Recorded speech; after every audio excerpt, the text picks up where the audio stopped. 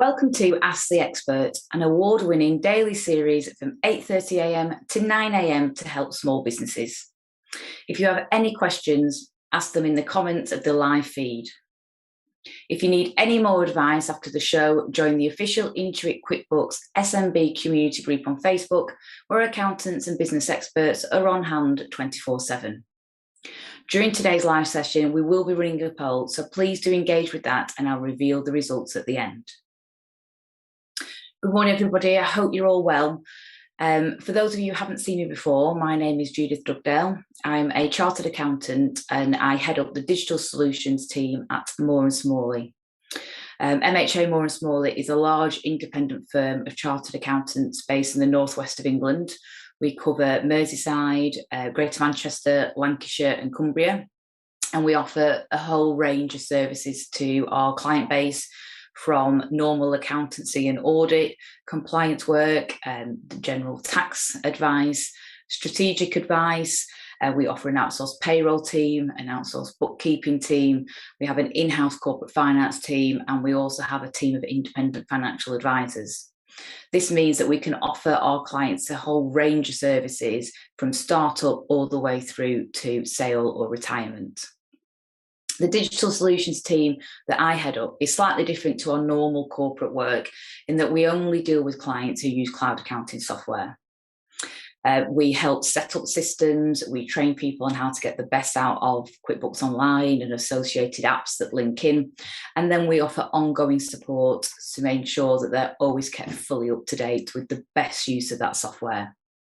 The team also then do the compliance side of things as well, so year-end accounts, corporate tax returns, P11Ds, VAT returns, everything that you might need within your organisation or personally, our team deal with it, but again, it's always through the cloud technology. What I wanted to just quickly touch on today, before I get into taking any questions, is just some of the changes that are happening literally today and tomorrow. So I'm sure anybody that has been using the furlough scheme will be aware that that ends as of midnight tonight. From the 1st of October, there is no longer furlough or flexible furlough. This obviously will mean big changes to you and your business if you've currently got employees that are still being furloughed or flexible furlough. If you've got any questions about that, please pop them in today. I'm happy to try and address some of those issues, or obviously speak to your accountant if you do have one about the best way to move forward with your employees. The other big change that's happening as of midnight tonight and in place from tomorrow is the VAT rate change from the 1st of October. So most businesses use the normal VAT rate, which is 20%. There obviously are some items that are 0% and some items that are reduced rate, but in the main, most of the VAT that is charged is 20%. During the pandemic, the government reduced the VAT for hospitality and the leisure sector so that they only had to charge 5% VAT on the services and the goods that they were selling. So going for a meal in a restaurant, booking a hotel stay, instead of being charged 20% of that, you were being charged 5% VAT. This was a welcome boost for the hospitality sector, but it couldn't be maintained long term. So what the government are doing is they are introducing a step back up to the 20%. So from the 1st of October, the rate goes up to 12.5% VAT. From the 31st of March, it will go back up to 20% VAT. So for customers of hospitality, I guess a thing to flag up is if you're going to book a holiday, book it today. You'll save yourself a little bit of money, hopefully, on that, because whilst the prices may not necessarily have come down with the change in VAT rate, they will most certainly go up as of tomorrow. So if you were going to book something today or tomorrow, book it today. Likewise, obviously the rate will go up to 12.5% tomorrow. And then in March, when it goes up to 20%, that will see another hike in prices. So again, make the most of the reduced rate for the next 6 months as it comes along. Some of you may be watching this and thinking, I don't really know much about VAT, whether it affects me or not. So I just wanted to spend a few minutes to make sure everybody's aware of when they are affected by VAT. Now, there's certain sectors that are outside the scope for that and don't need to worry about it. So that's things like education, children's nurseries. You do not need to worry about VAT because what you supply is outside the scope. However, if you're a cafe, you do consultancy businesses, you make and manufacture goods and sell them, you're an online retailer, you're a plumber, electrician, fit kitchens, all manner of normal services, you will be having to charge VAT once you are commended to join the VAT schemes. So up until you earn £85,000 worth of income in any 12-month period, you do not need to comply with the VAT regulations. You can choose to voluntarily, but you do not need to. If your turnover is going to hit £85,000 in a 12-month period within the next month, or you've just passed that, you are legally obliged to register for VAT. This can be quite an onerous task for some small businesses in terms of the ongoing bookkeeping that needs to be done. The good news is if you use QuickBooks Online, then you are already using a system which is digitally enabled, and it will be fully compliant with the Making Tax Digital rules for VAT, which you must comply with once you register for VAT. QuickBooks Online will allow you to send your information directly through to HMRC, and also allows you to keep those digital records in the format that HMRC require. In terms of VAT and what it means to register, it's a really simple registration process, unless you do have, you buy land and you've got some buildings within your organisation. The VAT registration can be slightly more complex, and I would urge you to speak to an accountant before you do anything if you have got land and property within your business. If you're not got in that situation, it's quite an easy registration to do. You can do it yourself online at the gov.uk site. However, I would always urge you to get professional advice, because the VAT registration process, whilst it's quite straightforward, there are so many things you need to get in place from the moment you register. If you happen to be watching this and think, oh, I've gone over £85,000 worth of turnover and I haven't registered for that, what does that mean? Well, first of all, you need to register ASAP. And secondly, what you will have to do is go back and account for VAT on your sales from the moment you went over £85,000 worth of sales in any 12-month period. Now, if you deal with businesses, this will mean contacting the customers and asking them if you can reissue a VAT-only invoice for those sales that you did. If you are dealing with the general public, I'm afraid you're going to have to assume the sales that you did included 20% VAT and pay over that difference to HMRC. And again, this is where it's really important to speak to an accounting professional to get their advice, so that you make sure you do it all correctly and you don't overburden yourself. The VAT side of things is quite scary for some businesses where you are dealing with the general public, because ultimately registering for VAT means you have to pay 20% of your income over. And that can mean either putting your prices up, or it means taking a bit of a cut on the profit that you're making, because you won't be retaining all that income. There are various schemes out there that HMRC offer to try and ease that pain. So, for example, there is the flat rate scheme for the very smallest of businesses. So if your turnover is under £150,000, you can register for the flat rate scheme. And that means, depending on what sector you're in and what services you provide, you don't have to charge you don't have to pay 20% VAT over to HMRC. Your invoices still show 20%, but you actually end up paying slightly less over to HMRC, and you don't actually claim the VAT back on all the goods that you purchase. It's a very simple scheme, and it's there to help the very smallest micro businesses, so that there's not a lot of bureaucracy, there's not a lot of paperwork, and it's a very simple process for you. If you're too big for that, another option for you is the cash accounting scheme. And the cash accounting scheme is great because under normal VAT rules, as soon as you raise an invoice, you then have to account for the VAT, and then whatever your month end or quarter end is, depending on the frequency of your VAT returns, you have to pay that VAT over to HMRC, whether you've been paid or not. If you register for the cash accounting scheme, you only have to pay VAT over to HMRC when your customer pays you. So this is much, much better for cash flow. And I strongly urge anybody that is going to have to register for VAT to make sure that they tick the box to say that they want to be on cash accounting. In terms of what else you have to expect when you're VAT registered, you can expect to get an investigation at some point. It used to always be once every 3 years when I first started training 21 years ago. Now I've got clients that have been trading 10 years and have never had a VAT inspection, but I've got other clients who had one 5 years ago and frequently thereafter.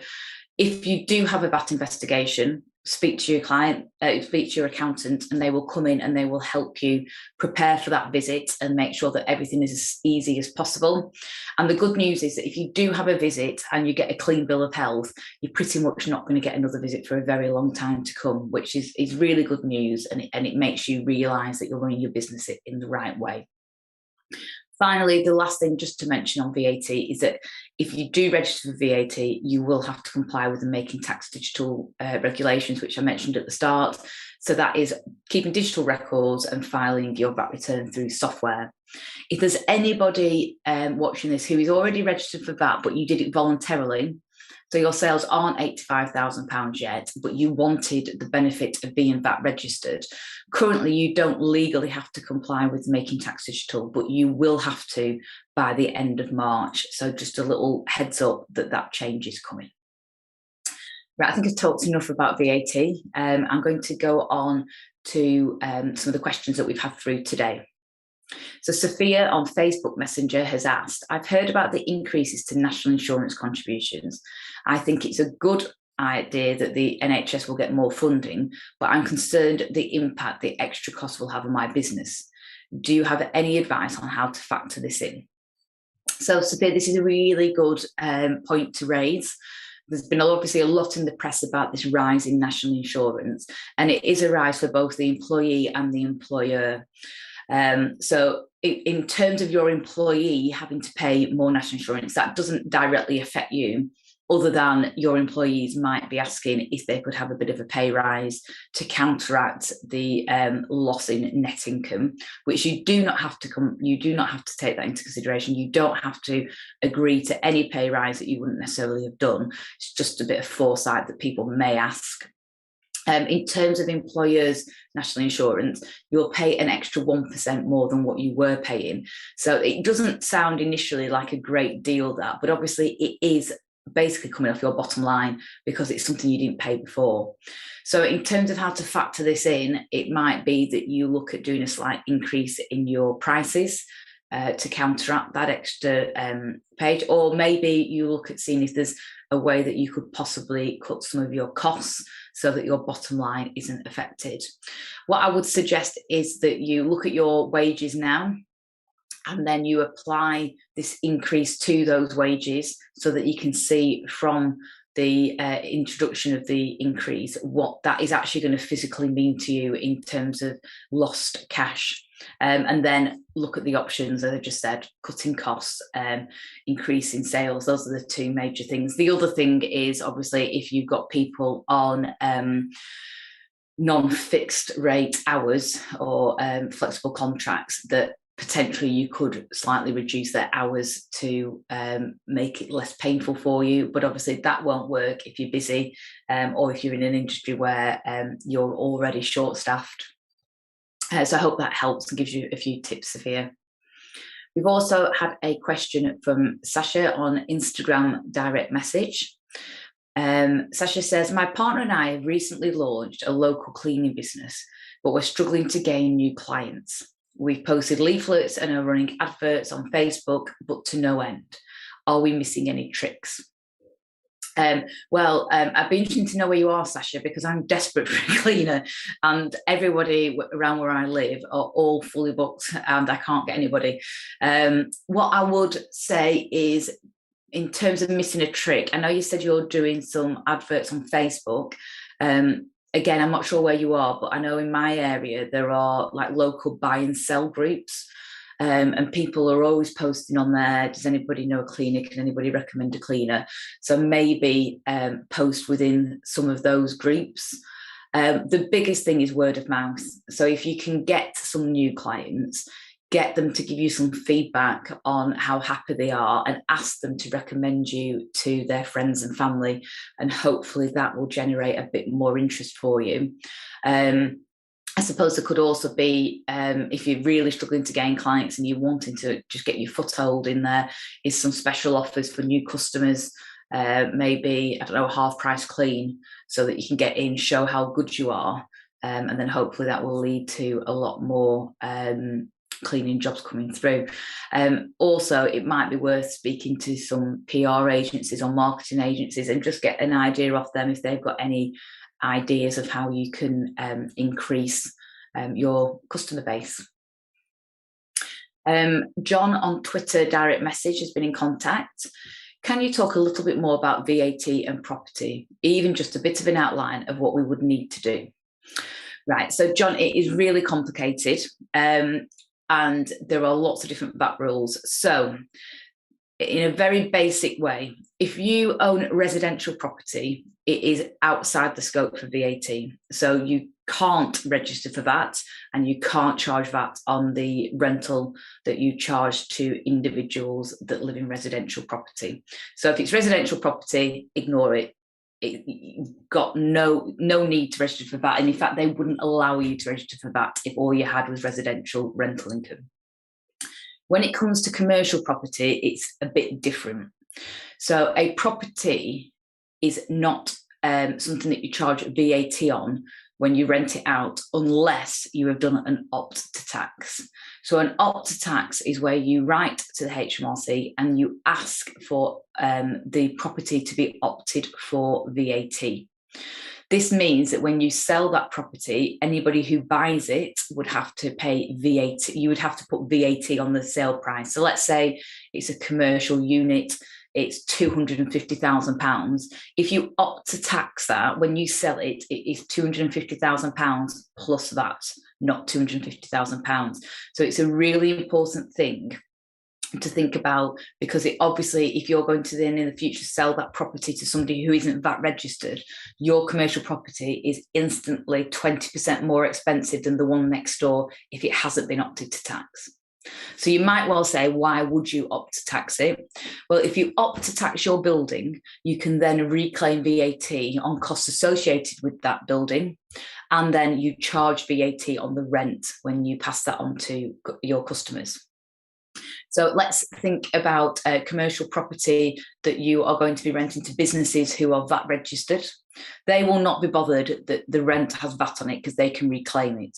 By opting to tax and then registering for VAT, you could then redevelop that commercial property from whatever it was originally to something new, maybe turn some old mill properties or old units into shops or into just warehousing space. There's a lot of cost of that.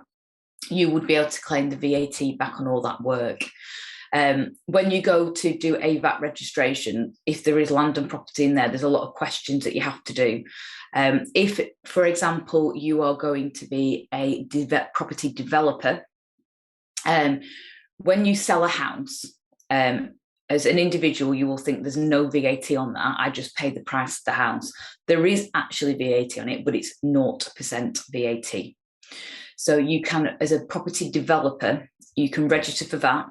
You can claim all the VAT back on all the materials to build the houses.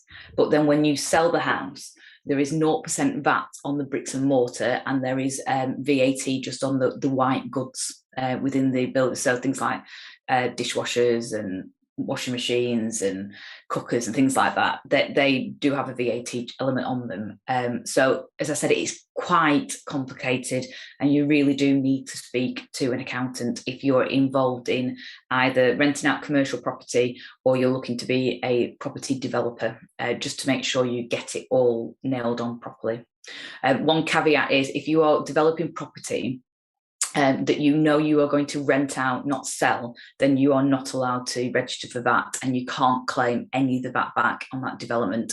You can only claim VAT back on development if you're going to sell the properties that you are developing at the end. But as I said, it's really, really complicated. So please do get proper advice from your accountant who knows you and what you're trying to do. I got a message from Kelly on Facebook Messenger. She runs a small Etsy shop on the side, alongside her normal job. Typically, the sales have been less than £85,000, but in 2020, she went over that. So far in 2021, it looks like I'll be under. I never registered for VAT. What should I do? So, Kelly, if first thing is, was it definitely £85,000 in a 12-month period? It doesn't matter if it was £85,000 in 13 months, 14 months, it's if it was in that 12-month period. If it did, then you should have registered for that, and you should do a voluntary disclosure to HMRC to explain that you went over the VAT threshold. If you are then back under £85,000, you would then either deregister for VAT so that you're not part of it anymore, or continue to charge VAT and claim back VAT on your inputs. I would strongly recommend you speak to an accountant, because there can be quite a lot of costs involved in what's happening, especially as it's quite a way back, and it's going to be, there's no way of you recovering any VAT that you're going to have to pay over to HMRC, because it was back in 2020. So please seek some advice from an accountant on this point, and they'll be able to judge exactly when you went over and how long you went over for, and if indeed it was £85,000 in a 12-month period or not. We've had a Instagram direct message from Zach. Zach says, I see the benefits of the cash accounting scheme, but are there benefits for flat rate scheme, and what scenarios will be best?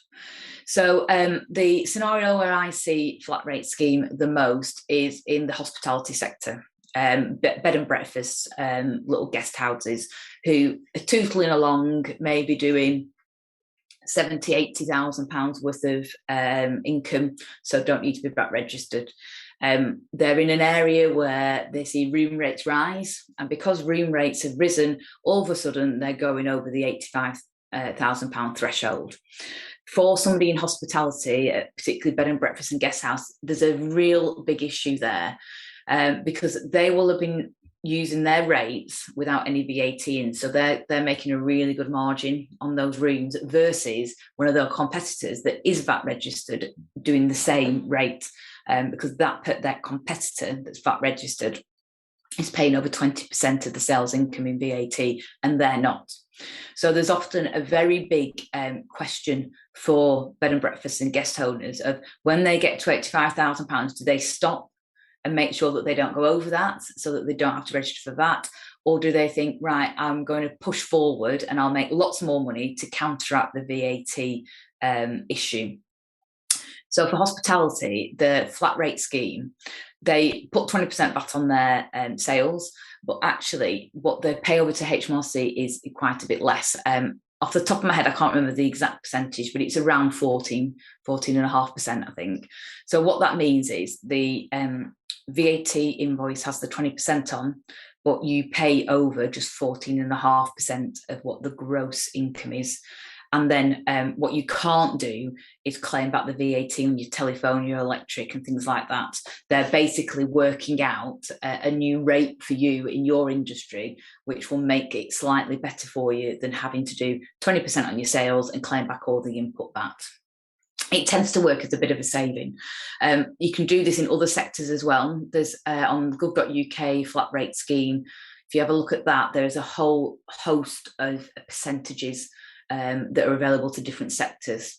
The flat rate scheme doesn't work if you're just a consultant. So if you've got no other purchases other than, let's say, a mobile phone and maybe a little bit of use of home as office, if you don't actually buy anything in, then the flat rate scheme doesn't apply to you. Or if you do register it, you end up paying 20% anyway. So again, it's worth definitely speaking to an accountant to find a little bit more information about that. Hattie on Facebook Messenger said, I've never had a VAT inspection, but I'm constantly anxious that one day it will happen. What happens during the investigation and how can we best prepare for them? So, Hattie, it's a really good question. You may never get a VAT inspection. As I said, when I first started training 21 years ago, everybody seemed to have them every 3-4 years. I have some clients that have been trading 6-7 years and have never had one. I've got some clients that I took over and they've had 2 in 30-40 years. Can't say you definitely will have one, but you potentially could have one. It tends to be all driven by computers now. So the information that is sent through to HMRC, they look at percentages, they look at turnover in your sector. And then if they think actually it appears that you're claiming a lot of input VAT back and nobody else in your sector seems to be doing that level of reclaim, they then might pay you a visit. The way it works in the VAT inspection is that initially you'll get a letter that say that they want to book a meeting with you to come out, and then they will give you an idea of the information that they need. Usually it's the last 2 years worth of VAT returns that they want to look at. So they want to look at the actual return that's gone in, and they want to look at what makes up that return. So breakdown of the sales, breakdown of the purchases. They will then ask to look at individual invoices where they questioning why there's VAT on it. And what they're looking for there is to make sure that it was an item wholly and exclusively for the business, and that you're not putting personal items through and claiming VAT back on them. And also that it should have had VAT on it, because obviously sometimes people will claim VAT back on something that actually didn't have VAT on in the first place. They've just assumed that it did. You can, via your accountant and also via things like the Chamber of Commerce, get what's called tax protection. And it's a little bit like an insurance policy. And basically what it is you pay a fee for this tax protection. And then should you get an investigation, this policy pays for your professional fees for your accountant to come and sit there and talk to HMRC on your behalf, answer all their questions, and basically take away any of the pain that you might have in the investigation. There's always, just so you're aware, a period of time of at least 30 days between them saying that there's an investigation and then them coming out, and they have to agree that date with you. I strongly recommend when you get a letter about an investigation that you do send that straight away to your accountant, so that they can advise on whether they need to be there or whether they shouldn't be, and they can give you an idea of the fees if you don't have one of these tax protection things in place. So I think we've got time for just one more question. So Alex on YouTube has said, I'm a new business. Sorry, I've just lost the question. I've got a new business and I'm not yet VAT registered with turnover of less than 85,000. Do I have any other obligations other than putting in my year-end account to HMRC what they've just requested? I include VAT on my invoices for customers and I also pay it from my suppliers. How can I claim that back somehow? So, Alex, I'm a little bit confused because you said that you're not VAT registered, but then you said you've included VAT on your invoices for customers. If you're not VAT registered, Alex, you should not be charging VAT on your sales invoices. When you get invoices from your suppliers, if they're VAT registered, it will have VAT on it. So you do have to pay that, but you can't reclaim it unless you're VAT registered. If you mean that you invoice your customers and you're adding on expenses, recharges, which had VAT on them, then that's fine to invoice them the gross amount, but you shouldn't be doing your invoice plus VAT. In terms of any other obligations that you have, if you're a sole trader, your obligation is just to produce a simple profit and loss account and include that in your self-assessment tax return. No other requirements at all. If you're a limited company, you have to prepare statutory accounts to file at Companies House alongside a corporate tax return, which will have the income and expenditure and the corporation tax due.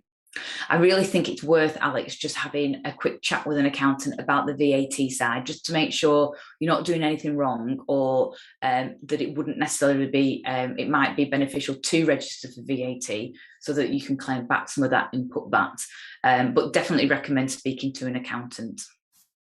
So just before we finish today, the results from the poll are in. We asked the question, are you VAT registered? 17% said yes, 67% said no, and 17% said they will need to soon. So for the 17% of you that need to do so soon, hopefully I've given you a little bit of information to help you along that road of VAT registration. Go to the gov.uk website, type in VAT registration, and there's loads of information on there. Also, as I've said already a few times, speak to an accountant. If you don't have an accountant yet, QuickBooks has a facility within it for you to find an accountant through their partner directory. So you can search your local area, and there'll be recommendations on there from other businesses recommending different accountants in different areas. So please do visit that Find an Accountant page and get some proper advice, because it is really, really worthwhile. It just leaves me to say thank you very much for all your questions today. If you want to find anything else about myself and the business that I work at, MHA Moore and Smalley, please visit our website, which is www.mooreandsmalley.co.uk. We do have a number of hubs on our website, including things about VAT, so you might find some useful information on there. If you've got any questions you want to ask me directly, or you want a bit more information, then you can get me on digital solutions at mooreandsmalley.co.uk. We happily answer any questions that you've got afterwards via that email. And I just need to introduce our next Ask the Expert. So it's on Monday, and it's Eva Mazrakova. Eva is an accounting market specialist and is within the group Iris Software. Please tune in for any latest business tips and advice on your bookkeeping, and I'm sure she'll be able to help you with any VAT questions that you might have. Just a final reminder that if you need any more advice, join the official Intuit QuickBooks SMB community group on Facebook, where accountants and business experts are on hand 24/7. Have a great day, everybody.